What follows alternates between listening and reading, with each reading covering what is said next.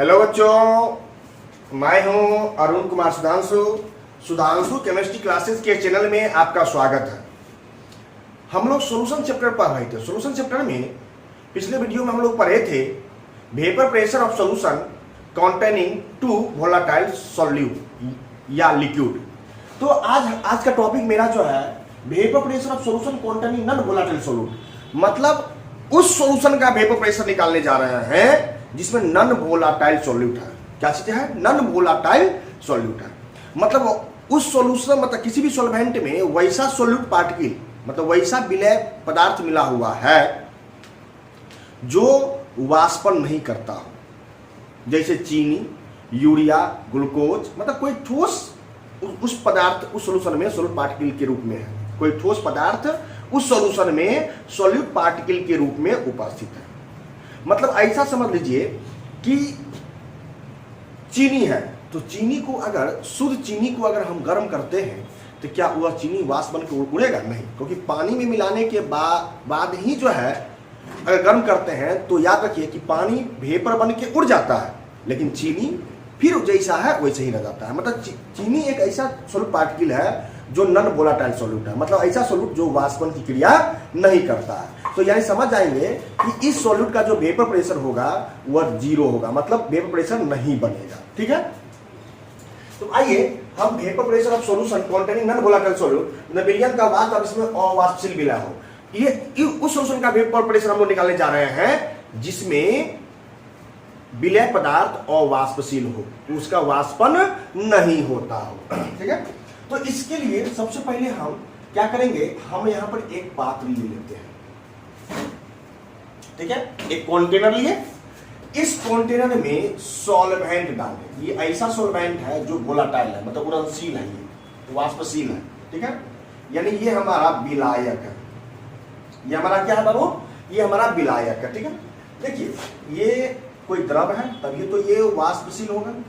ठीक है, अब ये कंटेनर बंद है, इसको अगर हम गर्म करते हैं तो गर्म करने पर क्या बनेगा? ये वेपर बनेगा। ठीक है, ये बुंदा बुंदा कर दिए, ये वेपर बनेगा। ठीक है, और ये वेपर क्या लगाएगा? प्रेशर, मतलब दाब लगाएगा। नहीं, तो यानी ये वेपर जो है जब प्रेशर लगाता है, समझ आते हैं कि ये वेपर प्रेशर है, लेकिन ये वेपर प्रेशर है किसका? तो सॉल्वेंट का। इसको हम मान लेते हैं P0, है ना। तो हम समझ जाएंगे कि ये P0 जो है, P0 जो हम लोग पढ़ेंगे तो समझ जाएंगे कि ये हमारा सॉल्वेंट का वेपर प्रेशर है, मतलब विलायक का वेपर प्रेशर है। ठीक है, अब इस सॉल्वेंट में कोई नॉन वोलेटाइल सॉल्यूट मिलाते हैं, मतलब अवाष्पशील विलय इसमें मिलाएंगे। देखो सॉल्वेंट में कोई अवाष्पशील विलय मिला देंगे तो ये हमारा क्या हो जाएगा? ये हमारा सॉल्यूशन होगा। ये हमारा क्या होगा? सॉल्यूशन होगा। ठीक है, तो अगर ये हमारा सॉल्यूशन है, थोड़ा ध्यान दीजिएगा, तो इसका भी तो कुछ ना कुछ तो वेपर होगा, और इसका भी वेपर क्या लगाएगा? प्रेशर लगाएगा, तो इसमें भी वेपर प्रेशर होगा। तो इसमें जो वेपर प्रेशर होगा वो किसका होगा? सॉल्यूशन होगा। ठीक है, तो इसको हम मान लेते हैं PS, यानी इसको हम मानेंगे वेपर प्रेशर ऑफ सॉल्यूशन।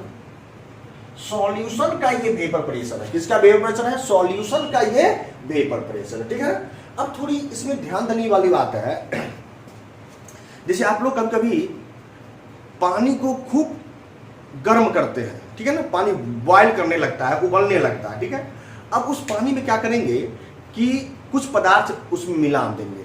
ठीक है ना, तो बताइए कि जितना ज्यादा पहले उसमें जो बॉइलिंग था, क्या वह पदार्थ मिलाने के बाद उतना बॉइलिंग रहेगा? नहीं, क्योंकि आप जानते हैं कि जब किसी सॉल्वेंट को अगर हम गर्म करते हैं और उसमें कोई पदार्थ जाके मिला देंगे तो वहां पर वेपर जो है कम हो जाएगा, और जब ये वेपर कम होगा तो उसका प्रेशर भी कम हो जाएगा। मतलब ये हम समझ जाएंगे कि किसी भी सॉल्वेंट में अगर सॉल्यूट पार्टिकल मिलाते हैं, सॉल्यूट पार्टिकल मिलाते हैं तो वो सॉल्यूशन बनता है और उस सॉल्यूशन का वेपर प्रेशर कम जाता है। नहीं, तो जैसे ये सॉल्वेंट है हमारा, अगर ये हमारा सॉल्वेंट है, ठीक है ना, अब देखो इसको हम गर्म किए तो इसमें जो वेपर बना और वो जो प्रेशर लगाया वो P0 है। अब इसमें हम कुछ पदार्थ मिला रहे हैं, मतलब कोई सॉल्यूट मिला रहे हैं, सॉल्यूट पार्टिकल मिला रहे हैं, मतलब ऐसा सॉल्यूट पार्टिकल जो वाष्पन नहीं करता हो, ठीक है ना। अब इसको हम मिला दिए, क्या बन गया सॉल्यूशन। इसका मतलब है कि जो पहले का वेपर प्रेशर है उससे थोड़ा इसका वेपर प्रेशर कम जाएगा, ठीक है।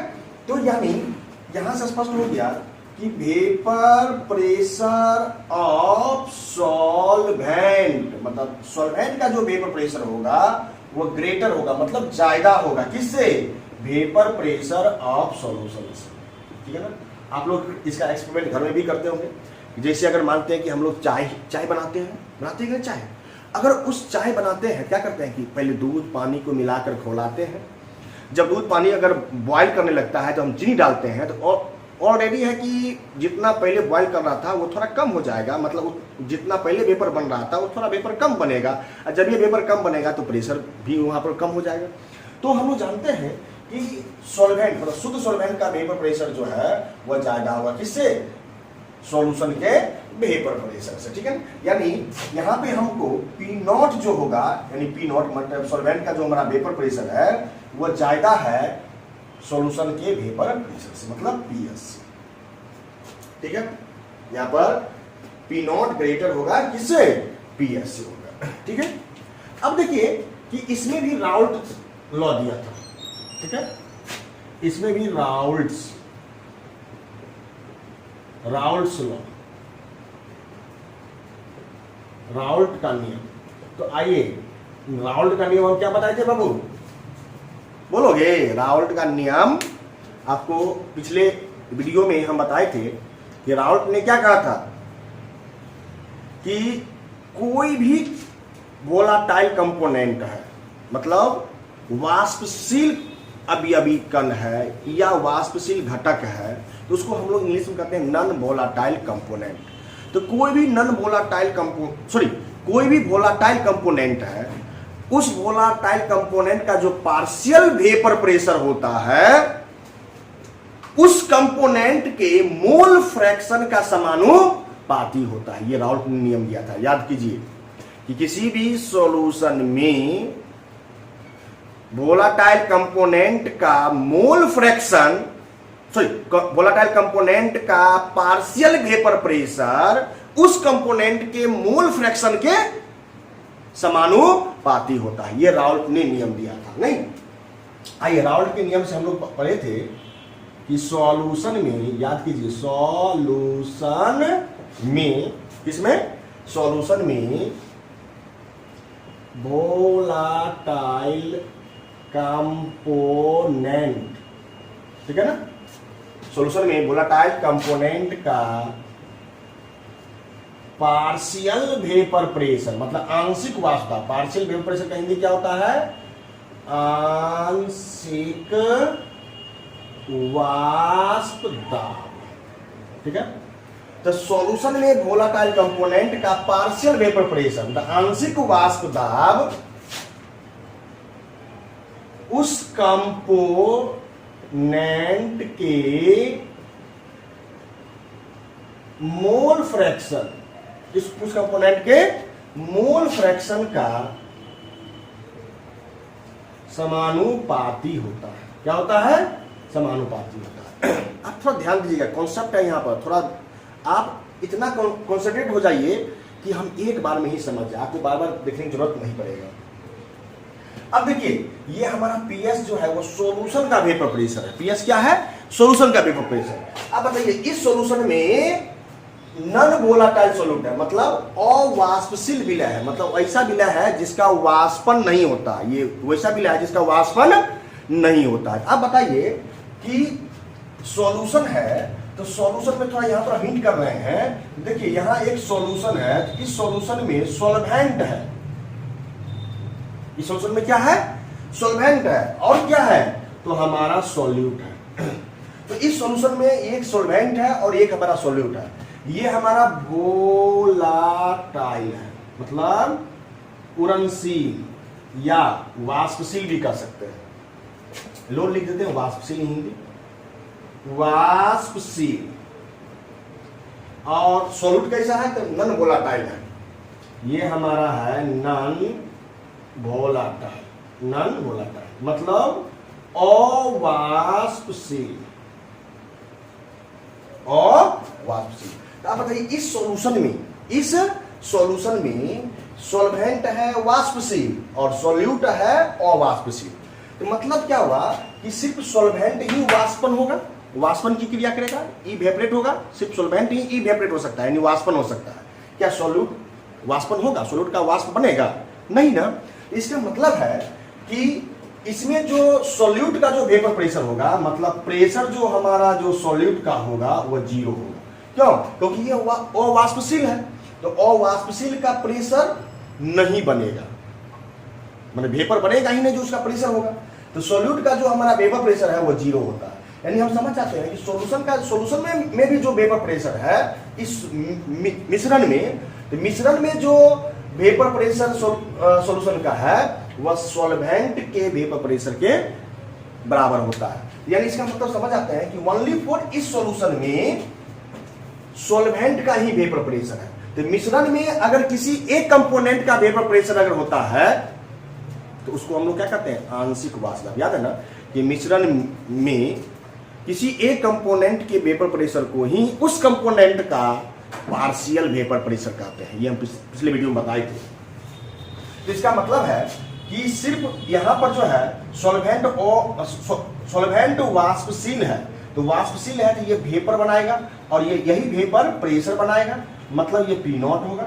सॉरी, यानी ये इसका प्रेशर, किसका? सॉल्वेंट का प्रेशर और सॉल्यूट का प्रेशर जोड़ के जो है हमारा सॉल्यूशन का वेपर प्रेशर है।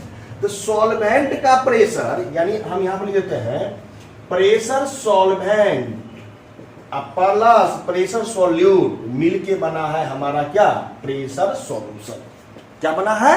प्रेशर सॉल्यूशन, मतलब वेपर प्रेशर सॉल्यूशन का। तो अब देखिए कि सॉल्यूट का वेपर प्रेशर 0 है, तो सिर्फ सॉल्वेंट का वेपर प्रेशर इस मिश्रण में है, तो सॉल्वेंट का वेपर प्रेशर उस मिश्रण में है। इसका मतलब क्या हुआ कि इस सॉल्यूशन में सॉल्वेंट का आंशिक वाष्पदाब है नहीं। तो यानी हम समझ जाएंगे कि वेपर प्रेशर ऑफ सॉल्यूशन को हम लोग यहाँ पे सॉल्वेंट का आंशिक वाष्पदाब भी कहते हैं। क्यों? क्योंकि देखिए यहाँ पर सॉल्यूट अवाष्पशील है और अवाष्पशील है तो इसका वाष्पन होगा नहीं। जब वाष्प बनेगा ही नहीं तो प्रेशर लगाएगा नहीं। तो मतलब क्या हुआ? सॉल्यूट का यहाँ वेपर प्रेशर 0 हो गया और सॉल्वेंट का वेपर प्रेशर है। इसका मतलब दोनों को मिला देंगे तब सॉल्यूशन का वेपर प्रेशर होता है। यानी सॉल्यूशन का vapour pressure non volatile solute में सॉल्वेंट के पार्शियल वेपर प्रेशर के बराबर होता है। ठीक है ना? ये बात आप थोड़ा ध्यान रखिएगा। यहां से मिटाते हैं, समझाए थे, थोड़ा समझाए थे, कॉन्सेप्ट था यहाँ पे, इसलिए बोलते कॉन्सेप्ट पर थोड़ा ध्यान देने के लिए। यानी यहां से हमको स्पष्ट पता चल गया कि लिखेंगे कि नॉन वोलाटाइल सॉल्यूट, यानी इसको हम कहेंगे अवाष्पशील विलय का vapour pressure is equal to 0। मतलब अवाष्पशील विलय का वेपर प्रेशर 0 तथा 0 होता है, सॉरी 0 होता है। याद रखिएगा कि नॉन वोलाटाइल मतलब अवाष्पशील विलय का जो वेपर प्रेशर होगा यहाँ 0 होगा। क्यों? क्योंकि ये वाष्पन होगा नहीं, वाष्प बनेगा नहीं तो प्रेशर लगाएगा नहीं, इसलिए 0 हो गया। ठीक है ना? तो इसके कारण जो है यहां पर सॉल्वेंट का पार्शियल वेपर प्रेशर जो होगा वो बराबर हो जाएगा सॉल्यूशन के वेपर प्रेशर। सॉल्वेंट का जो पार्शियल वेपर प्रेशर होगा वो बराबर हो जाएगा सॉल्यूशन के वेपर प्रेशर का। यानी समझ आना कि PS इज इक्वल टू, ठीक है ना, PS को ही हम लोग कह सकते हैं सॉल्वेंट का partial vapour pressure non volatile solute, non volatile solute. ठीक है? तो यानी आप याद रखिए सॉल्वेंट का जो हमारा पार्शियल वेपर प्रेशर होगा वो सॉल्यूशन के वेपर प्रेशर के बराबर होगा। कब? जब उसमें अवाष्पशील विलय पदार्थ मिला हुआ रहेगा तब। यानी PS को हम लोग सॉल्वेंट का पार्शियल वेपर प्रेशर कह सकते हैं नॉन वोलाटाइल सॉल्यूट में। ठीक है ना? तो थोड़ा जगह का अभाव है, इसको आप लोग पहले उतार लीजिएगा। ठीक है? आगे हम चलते हैं यहीं पे। अब देखिए कि इसमें राउल्ट ने नियम क्या दिया था। अब इसमें राउल्ट ने कैसा नियम दिया उसके बारे में आपको बताते हैं, राउल्ट ने कैसा नियम दिया। अब देखिए इसमें राउल्ट ने नियम दिया था, क्या दिया था देखो तो, सॉल्यूशन में जो वोलाटाइल कंपोनेंट का जो पार्शियल वेपर प्रेशर होगा, यानी आंशिक दाब, वोलाटाइल कंपोनेंट कौन होगा, सॉल्वेंट या सॉल्यूट, सॉल्यूट तो है ना वोलाटाइल कंपोनेंट, तो वोलाटाइल कंपोनेंट जो होगा वो सॉल्वेंट है। तो सॉल्वेंट का जो पार्शियल वेपर प्रेशर है, हम जान गए हैं कि सॉल्वेंट का पार्शियल वेपर प्रेशर सॉल्यूशन के वेपर प्रेशर के समानुपाती हो, सॉरी बराबर होता है। तो यानी सॉल्वेंट का जो पार्शियल वेपर प्रेशर होगा वो यहाँ पर पीएस होगा, ठीक है। अब देखिए ना वोलाटाइल कंपोनेंट का पार्शियल वेपर प्रेशर जो होगा उस कंपोनेंट के मोल फ्रैक्शन के बराबर होगा, ठीक है। तो यहाँ पर समानुपाती मोल फ्रैक्शन क्या दे देंगे, सॉल्वेंट, क्योंकि पीएस जो है ये सॉल्यूशन का जो वेपर प्रेशर है, लेकिन नॉन वोलाटाइल सॉल्यूट होने के कारण ये सॉल्वेंट का पार्शियल वेपर प्रेशर भी कहलाएगा सॉल्यूशन में, ठीक है ना। अब आइए ये हमारा पीएस जो है वो सॉल्वेंट का क्या हो गया, मोल फ्रैक्शन का समानुपाती हो गया, ठीक है। अब देखिए इसको अगर हम करेंगे तो पीएस समानुपातिक चीजें हटाएंगे तो क्या आएगा, के इनटू मोल फ्रैक्शन, इसको हम लोग जीटा पढ़ते हैं, मोल फ्रैक्शन किसका, सॉल्वेंट का, नहीं। अब के का मान याद है ना, हम लोग पढ़े थे कि कंपोनेंट का पार्शियल वेपर प्रेशर, कंपोनेंट का partial vapour pressure, vapour pressure बराबर क्या होता था फॉर्मूला याद है ना,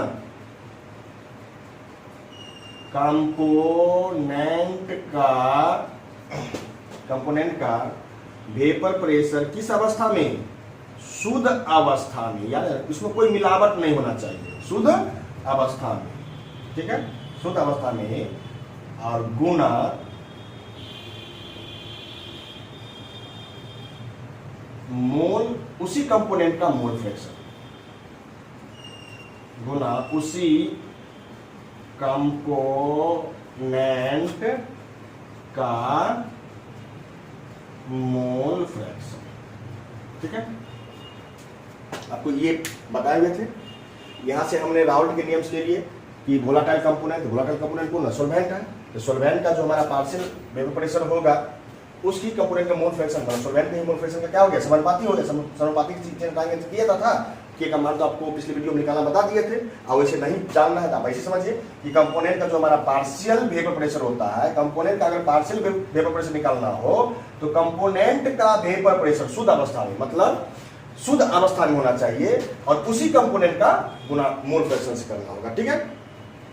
इसको भी लिख लीजिए। अब हम न्यूमेरिकल प्रॉब्लम आने के लिए एक फॉर्मूला को यहीं से हम डिराइव करते हैं, ठीक है। सबको लिखते चलिएगा आप लोग,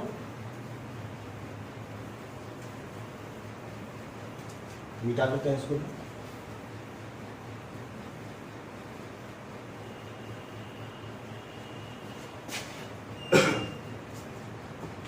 अब देखिए कि कंपोनेंट का पार्शियल वेपर प्रेशर, तो कंपोनेंट का पार्शियल वेपर प्रेशर क्या है, पीएस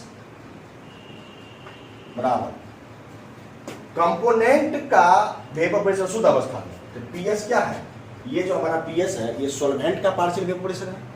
तो सॉल्वेंट का पार्शियल वेपर प्रेशर निकालने जा रहे हैं, तो यहाँ पे भी लिखेंगे कंपोनेंट की जगह पर क्या लिखेंगे, सॉल्वेंट का वेपर प्रेशर शुद्ध अवस्था में। तो सॉल्वेंट का वेपर प्रेशर क्या माने थे, पी नॉट, ठीक है, इनटू मोल फ्रैक्शन किसका, तो सॉल्वेंट का, तो यहाँ लिख दो मोल फ्रैक्शन सॉल्वेंट का, लिख दिए।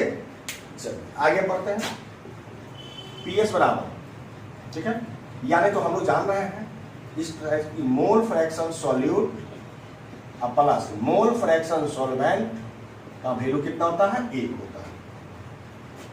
मोल फ्रैक्शन सॉल्यूट और मोल फ्रैक्शन सॉल्वेंट को अगर मानोगे क्या मानोगे, 1, ठीक है।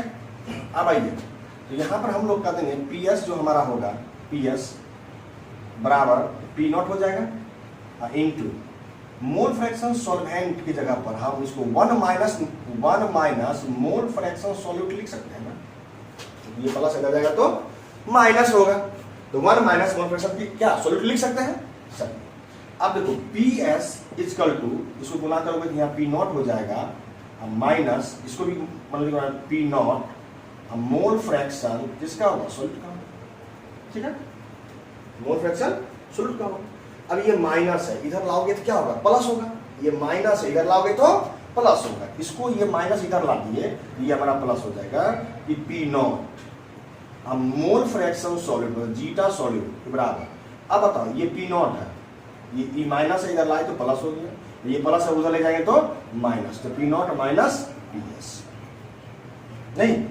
अब देखिए इस P not minus P S को हम लोग कहते हैं लोअरिंग वेपर प्रेशर, हिंदी में कहेंगे वाष्प दाब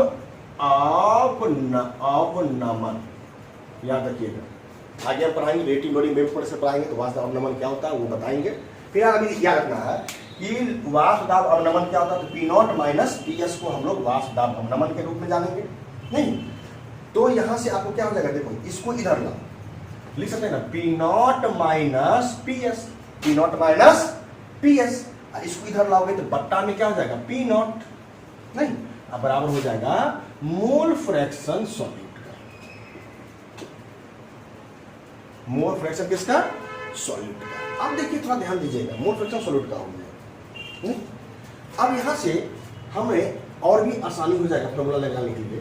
पहले तो हम समझ जाते हैं P not minus P S बट्टा पी नॉट, इसको हम लोग कहते हैं, आगे हम ये कोलिगेटिव प्रॉपर्टी जब पढ़ेंगे तो इसका चर्चा करेंगे, इसको हम लोग कहते हैं रिलेटिव लोअरिंग वेपर प्रेशर, यानी हिंदी में इसको कहते हैं आपेक्षिक लिखो या सापेक्षिक, जो लिखो, आपेक्षिक वाष्प दाब अवनमन, वाष्प दाब अवनमन, रिलेटिव लोअरिंग वेपर प्रेशर, आपेक्षिक वाष्प दाब अवनमन। मतलब आप हम समझ गए कि रिलेटिव लोअरिंग वेपर प्रेशर जो होगा वह सॉल्यूट के मोल फ्रैक्शन के क्या होता है, बराबर होता है। याद रखना, आपेक्षिक वाष्प दाब अवनमन जो होगा वह सॉल्यूट के मोल फ्रैक्शन के क्या होता है, बराबर होता है। यहां से भी एक पॉइंट बन गया। आप रिलेटिव लोअरिंग वेपर प्रेशर हम लोग नेक्स्ट कोलिगेटिव प्रॉपर्टी जब पढ़ेंगे उसके वीडियो में हम लोग पढ़ेंगे, ठीक है ना। इसके बाद तो आइडियल और नॉन आइडियल सॉल्यूशन आएगा, ठीक है ना, तो उसमें हम लोग पढ़ेंगे। तो अब आइए रिलेटिव लोअरिंग वेपर प्रेशर आपेक्षिक वाष्प दाब अवनमन हम लोग पढ़ने में हैं। यहाँ से एक बात आ गया है कि हमारा जो रिलेटिव लोअरिंग वेपर प्रेशर मतलब आपेक्षिक वाष्प दाब अवनमन जो होगा वो बराबर होता है किसका,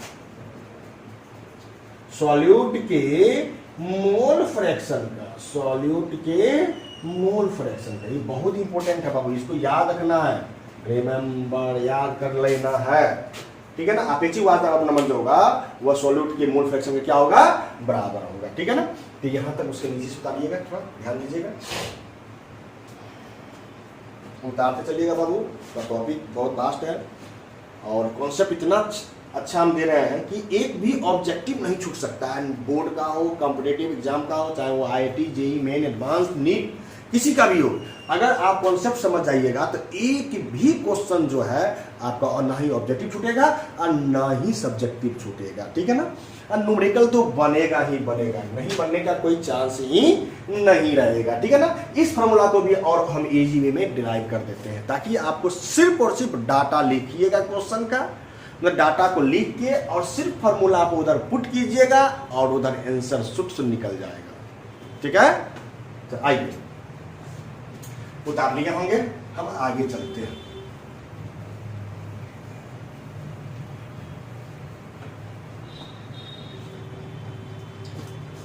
आगे हम चलते हैं। देखिए हम यहां पर लेट कर लेते हैं, मान लेते हैं, माना किसी हिंदी लिखिए, माना कि, मान लिए कि ये हमारा सॉल्यूट है, सॉल्यूट का द्रव्यमान क्या मानते आ रहे हैं, याद है, x ग्राम, ठीक है। सॉल्यूट का आणविक द्रव्यमान क्या मानते थे, W, फिर यहाँ W1 इसको मान लेते हैं, ठीक है। फिर यहाँ पे हमने सॉल्वेंट का द्रव्यमान, तो सॉल्वेंट के द्रव्यमान को हम लोग क्या मानेंगे, y ग्राम, सॉल्वेंट के द्रव्यमान को क्या मानेंगे, y ग्राम। फिर यहाँ पे देखिए सॉल्वेंट का भी आणविक द्रव्यमान हम मान लेते हैं, आणविक द्रव्यमान W2, ठीक है ना। तो हमको इस यहाँ पर क्या होता है कि सॉल्यूट का मोल फ्रैक्शन निकालना हो तो याद हो ना मोल फ्रैक्शन निकालने के लिए क्या होता है फॉर्मूला कि जिसका मोल फ्रैक्शन निकालना रहता है उस कंपोनेंट का मोल बट्टा में टोटल मोल होता है। ठीक है, तो यानी हमको सॉल्यूट का मोल फ्रैक्शन निकालना है, सॉल्यूट का मोल ऊपर में बट्टा टोटल मोल, यानी मोल फ्रैक्शन के लिए हमको मोल चाहिए। मोल फ्रैक्शन निकालने के लिए क्या चाहिए? मोल चाहिए। तो मोल कैसे निकालेंगे थोड़ा ध्यान दें। मोल देखिए, अब यहां पर हमने सॉल्यूट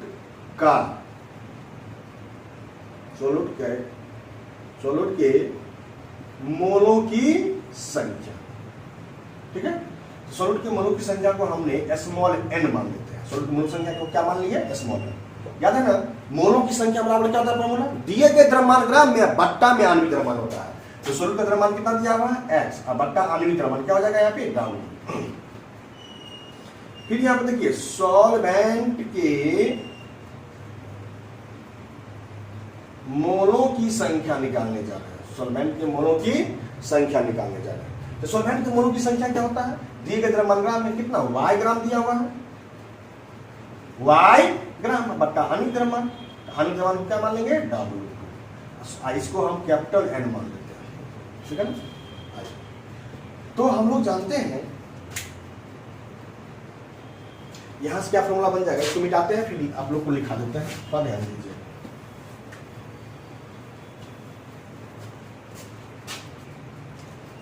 यहां से क्या होता है देखिए, अब ये पढ़िए फॉर्मूला कि P not minus P S बट्टा पी नॉट बराबर मोल फ्रैक्शन किसका? सॉल्यूट पार्टिकल का। नहीं तो याद है ना, तो यहां पर लिखेंगे ना P not minus P S बट्टा पी नॉट बराबर मोल फ्रैक्शन सॉल्यूट का है यहाँ। तो मोल फ्रैक्शन सॉल्यूट, तो जिसका मोल फ्रैक्शन निकालना रहता है उसका मोल ऊपर है बट्टा टोटल मोल। तो सॉल्यूट का मोल फ्रैक्शन निकालने जा रहे हैं, तो ऊपर लिखेंगे सॉल्यूट का मोल, सॉल्यूट का मोल्स, सॉल्यूट का मोल्स अब बट्टा टोटल मोल। टोटल में क्या हो जाएगा यहाँ? टोटल सॉल्वेंट प्लस सॉल्यूट के मोलों की संख्या, ठीक है। पी नॉट माइनस पी बटा पी नॉट बराबर सॉल्यूट का मोल्स बटा क्या होगा? कुल मोल। तो कुल में सॉल्वेंट और सॉल्यूट है, दोनों के मोलों की संख्या को जोड़ देंगे तो कुल मोल होगी, ठीक है। अब आइए, कहता है कि यदि सॉल्यूशन डाइल्यूट हो, मतलब तनु हो, याद है ना आपको बताए थे कि डाइल्यूट सॉल्यूशन तनु विलयन में सॉल्यूट पार्टिकल की मात्रा बहुत बहुत बहुत कम होता है। नहीं, यानी हम समझ जाएंगे कि यदि सॉल्यूशन डाइल्यूट हो, मतलब तनु हो, तो वहां पर क्या होता है कि सॉल्यूट के मोलों की संख्या बहुत, सॉल्यूट के मोलों की संख्या बहुत बहुत बहुत कम होगा। सॉल्यूट मोल संख्या बहुत बहुत कम होता है किससे? सॉल्वेंट के मोलों की संख्या से। नहीं, अगर बहुत बहुत कम हो, ठीक है ना, जैसे मान लो कि अगर कोई चीज 2.0001 है तो उसको हम क्या मान लेते हैं? 2 मान लेते हैं। अब इसे मान लेते हैं कि 1.99 है तो फिर भी क्या मानते हैं? 2 मानते हैं। मतलब बहुत कम मात्रा अमाउंट का डिफरेंस हो, अंतर हो, तो उसको हम लोग क्या करते हैं? इग्नोर कर देते हैं। नहीं, तो सॉल्यूट का जो मोल होगा वो बहुत कम है सॉल्वेंट के मोल से, ये बहुत कम है।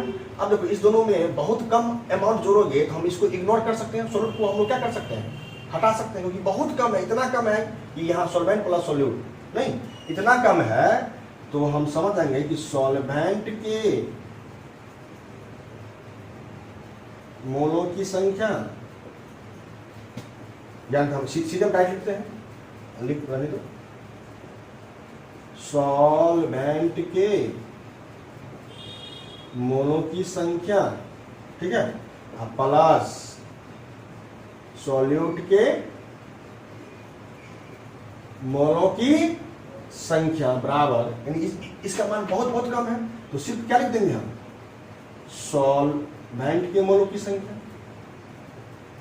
मतलब लगभग में अप्रॉक्स बराबर होगा सॉल्वेंट के मोलों की संख्या। तो हम पूरा लिख दे रहे हैं कि अगर सॉल्यूट के मोल की संख्या बहुत बहुत कम है सॉल्वेंट से, तो सॉल्वेंट के मोल की संख्या और सॉल्यूट के मोल की संख्या जोड़ोगे तो इसको हम लोग क्या करते हैं? इग्नोर, निगलेक्ट कर देते हैं, और लगभग सॉल्वेंट के मोल संख्या के बराबर हो जाता है। नहीं, तो यहां से आप लोग लिख लीजिए, मिटा रहे हैं। चलो अब देखिए यहां से क्या हो जाएगा कि P not minus P S बट्टा पी नॉट, ठीक है। अब यहां पर सॉल्यूट का मोल्स क्या लिखेंगे, सॉल्यूट का मोल्स नहीं। अब जैसे ही सॉल्यूट का मोल्स है तो सॉलिड के मोल्स को हम लोग क्या माने थे, स्मॉल है, बाय सॉल्वेंट अब प्लस सॉल्यूट, तो सॉल्यूट को हम लोग इग्नोर कर दिए, बचा क्या, सॉल्वेंट का मोल। सॉल्वेंट का मोल हम लोग क्या माने थे, कैपिटल है, ठीक है। तो यहाँ से P not minus P S बट्टा पी नॉट। अब याद है ना स्मॉल एन, ये जो हमारा स्मॉल एन है, एन मोलों की संख्या सॉल्यूट का दिए गए द्रव्यमान ग्राम में एक्स बट्टा W1 था, और कैपिटल एन का फॉर्मूला भी जस्ट पढ़े होंगे, y बाय W2। यहाँ से हो जाएगा P not minus P S बट्टा पी नॉट बराबर हो जाएगा x, ये चल जाएगा ऊपर, x इंटू W2 बट्टा y इंटू W1। अब यहाँ से फॉर्मूला से आसानी से हमारा क्वेश्चन सॉल्व हो सकता है, ठीक है ना। यहाँ से आसानी से क्वेश्चन सॉल्व हो जाएगा, कोई भी दिक्कत नहीं होगा। आप पहले इसको लिख लीजिएगा। अब हम इस पर एक क्वेश्चन बना के बताते हैं, ठीक है। इस पॉइंट को हमेशा ध्यान रखिएगा, सॉल्यूट की मोल संख्या बहुत कम था सॉल्वेंट से, इसलिए हमने सॉल्यूट को हटा दिया, बचा क्या, लगभग में बच गया सॉल्वेंट की मोल संख्या। इसलिए सॉल्यूट का मोल्स स्मॉल एन लिए, सॉल्वेंट का मोल कैपिटल एन ले लिए, ठीक है। आइए हम चलते हैं फिर आगे, एक क्वेश्चन से आपको हम समझाते हैं।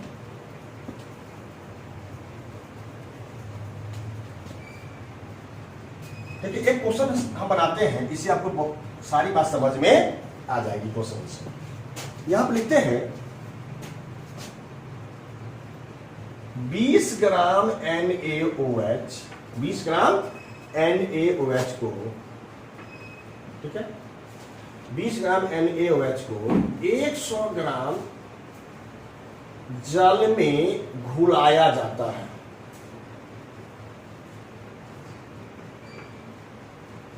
तो घुलाया जाता है तो सॉल्यूशन का वाष्प दाब ज्ञात करें।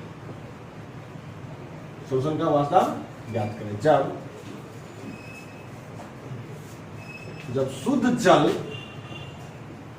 का वाष्प दाब, जब शुद्ध जल का वाष्प दाब 700 mm।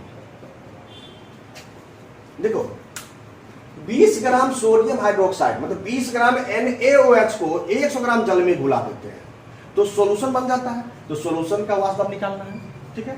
देखिए 20 ग्राम क्या है, सॉलिड पार्टिकल है, 100 ग्राम जल है, क्योंकि ये कम मात्रा वाला सॉलिड पार्टिकल, ज्यादा मात्रा वाला सॉलिड पार्टिकल। यानी सॉल्यूट का द्रव्यमान को हम लोग क्या मानते थे, याद करो, सॉल्यूट के द्रव्यमान को क्या मानते थे, x, नहीं x, x है हमारा सॉल्यूट का द्रव्यमान, x जो हमारा हो जाएगा वो 20 ग्राम हो गया, ठीक है। और W1 क्या था, याद करो, W1 जो होगा वो सॉल्यूट का आणविक द्रव्यमान था। तो सॉल्यूट के आणविक द्रव्यमान, सॉल्यूट कौन है, NaOH है, इसका 23 होता है, ऑक्सीजन का 16 होगा और हाइड्रोजन का 1 होगा, जोड़ोगे कितने हो जाएगा, 40 हो जाएगा। कितना हो जाएगा, 40 हो जाएगा। अब आइए W2 सॉल्वेंट में कौन है, जल है, तो जल का आणविक द्रव्यमान जल H2O होता है, 18 होता है, ऑक्सीजन का 16, हाइड्रोजन का 1 गुना 2 18 हो गया। अब आइए 100 ग्राम जो है वो सॉल्वेंट का द्रव्यमान है, तो सॉल्वेंट के द्रव्यमान को हम लोग क्या मानते हैं, y, तो y का मान यहाँ कितना हो जाएगा, 100 ग्राम। तो डाटा लिख रहे हैं आ जाएगा। अब देखो सॉल्यूशन का वाष्प दाब ज्ञात करें, तो सॉल्यूशन के वाष्प दाब को क्या मानते हैं, याद करो PS, यानी हमारा यहाँ से PS बराबर हुआ। अब शुद्ध जल का वाष्प दाब दिया, जल क्या है, सॉल्वेंट है, पकड़ेंगे थोड़ा डाटा लिखने के लिए। तो जल क्या है, सॉल्वेंट है, तो सॉल्वेंट का वाष्प दाब, यानी यहाँ लिखा हुआ है जल का वाष्प दाब, जल हम समझ देंगे जल है क्या, जल है सॉल्वेंट, तो सॉल्वेंट का वाष्प दाब, सॉल्वेंट का वाष्प दाब क्या, सॉल्वेंट का वाष्प दाब को हम लोग क्या मानते थे, P0, P0 कितने दिया होगा, 700, ठीक है। तो फॉर्मूला पुट कर दो, P0 माइनस PS, तो P0 कितना दिया हुआ है, 700, PS निकालना है, रहने दो, और फिर बट्टा P0 700 बराबर x का मान कितना दिया हुआ देखो तो 20, गुना W2 कितना दिया हुआ 18, अब बट्टा y क्या है, सॉल्वेंट का द्रव्यमान 100, इंटू W1 कितना दिया हुआ है, W1 40, ठीक है। अब क्या होगा, इसको काटोगे तो 20 गुना 40 हो जाएगा, 2 काटोगे तो 9। अब यहाँ से क्रॉस मल्टीप्लाई करोगे ये बचेगा 100, तो क्रॉस मल्टीप्लाई करो, इसको इससे करोगे यानी यहाँ से हो जाएगा 700 माइनस PS इंटू हो जाएगा 100 बराबर, ये क्रॉस मल्टीप्लाई हो जाएगा 700 इंटू 9, ठीक है। अब इसको मिटा देते हैं।